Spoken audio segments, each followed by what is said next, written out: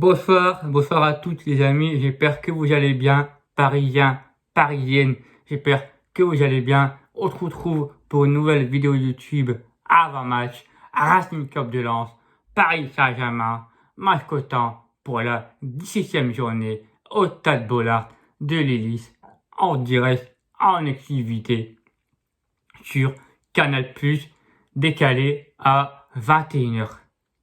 Ce match, les amis, est en honneur à la Sainte-Barbe. La Sainte-Barbe, c'est quoi, les amis?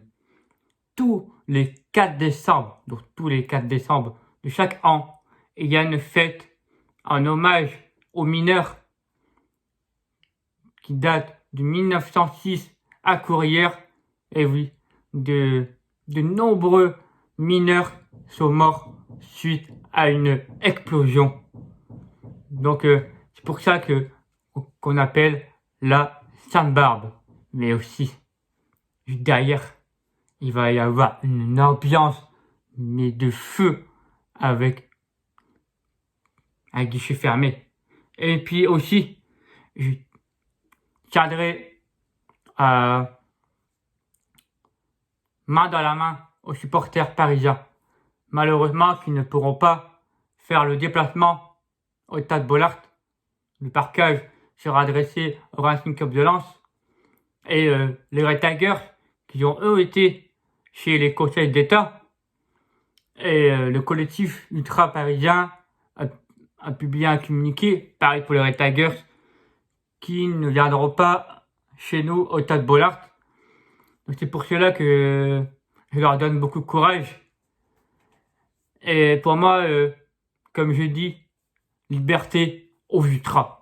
Voilà, c'est juste que j'ai leur envie de dire, c'est dommage pour le spectacle que même nos ultras avaient annoncé qu'il allait y avoir une ambiance de folie, etc. Tout que vous pouvez voir. Voilà les amis, pour cette parenthèse, Sainte-Barbe, pour ceux qui ne la connaissent pas. Et puis aussi, il va y avoir ce nouveau maillot de la Sainte-Barbe que vous avez bien vu, c'est la force, avec le maillot charbon, noir et or, sang et d'or. Voilà la signification du maillot de la Sainte-Barbe. Les statistiques depuis la saison 93-94, en 42 matchs joués, 13 victoires pour le Racing, 17 victoires pour le PSG, 12 matchs nuls. Et la dernière victoire de nos Lensois contre Paris Saint-Germain, ça date de l'an dernier, 10 septembre 2020, victoire 1-0, but d'Ignatius Ganago sur une erreur de Bulka, le gardien polonais. Le Paris Saint-Germain, leader de ce championnat, avec 35 points, 16 matchs joués, 13 victoires, 2 matchs nuls, une seule défaite. 35 buts marqués, 15 buts encaissés. Le meilleur buteur pour le Paris Saint-Germain, Kylian Mbappé. Et le meilleur passeur pour le Paris Saint-Germain, Kylian Mbappé, avec 7 passes décisives. Et aussi, Jonathan Klaus est co-meilleur passeur avec Kylian Mbappé, sur les deux, 7 passes décisives. Et le PSG sont la meilleure attaque du championnat et la 4e meilleure défense. Le PSG, les amis. Si on regarde bien, si on analyse bien leur jeu, ils n'ont pas de faux jeu pour moi. Pour moi, le PSG n'arrive pas à trouver leur jeu. Ils ne s'entendent pas. Et malheureusement, et grâce à ça, ils arrivent à gagner. Ils arrivent à s'imposer quand même. Et on le voit en Ligue des Champions, que City, on m'a chalé. Mais moi, je ne pensais pas que le PSG allait gagner. Finalement, ils ont gagné 2-0.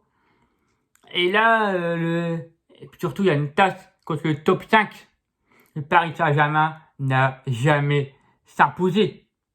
À part 2 matchs nuls contre l'Olympique de Marseille et l'OGC Nice ce mercredi 0-0. Et puis une défaite contre le Stade Rennais. Donc les amis, pour moi, il y a vraiment la place de s'imposer.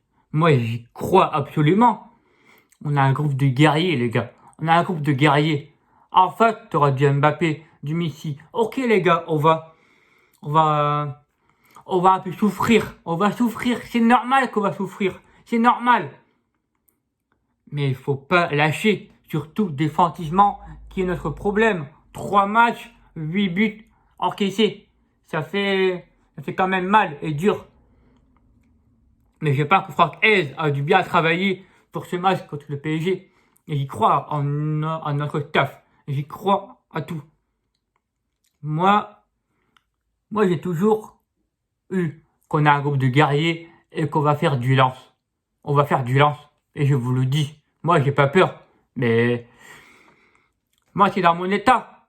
Moi, je suis dans mon état. Je suis dans le rôle de supporter. Après, il y a des moments, je suis pas objectif. Tu vois, il y a des moments, je vais dire et après, derrière, ça peut passer. Mais parce que j'y crois et je ne lâche rien. Pour moi, c'est interdit de pronostiquer une défaite du RC Lens. Jamais dans mes vidéos, je pronostique une défaite du RC Lens. Parce que moi, j'y crois jusqu'au bout. L'arbitre de ce match, Monsieur Lechtessier. Les absents côté Racing, c'est Saïd, toujours blessure à la lésion musculaire, qui sera peut-être de retour contre Nantes par l'interrogation. Et Dever Machado, saison 2021 terminée pour lui. Il est de retour en 2022.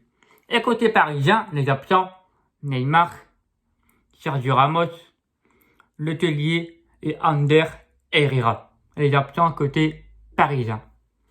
Ma petite compo que j'aimerais bien voir de la part de Franck Hez, 3-5-2. J'aurais eu le cas dans les buts. La défense à 3, Jonathan Grady axe droit, Marcelo Dara axe gauche. Dans l'axe, Kevin Dorso. Nos deux côtés de piston à gauche, Pimislo Frankowski à droite, Jonathan Klaus. Nos 3 milieux de terrain, Cheikh Doucouré en sentinelle.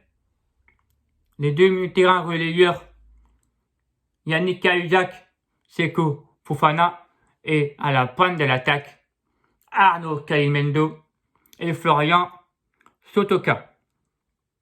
Mon prono, les amis, pour ce match. Victoire 1-0 avec un but de Jonathan Klaus sur coup franc. Voilà les amis, c'était pour cette vidéo d'avant-match. J'espère que vous avez aimé cette vidéo. N'oubliez pas à la liker, ça me ferait extrêmement plaisir. En commentaire, n'hésite pas à me donner ta compo ainsi que ton prono.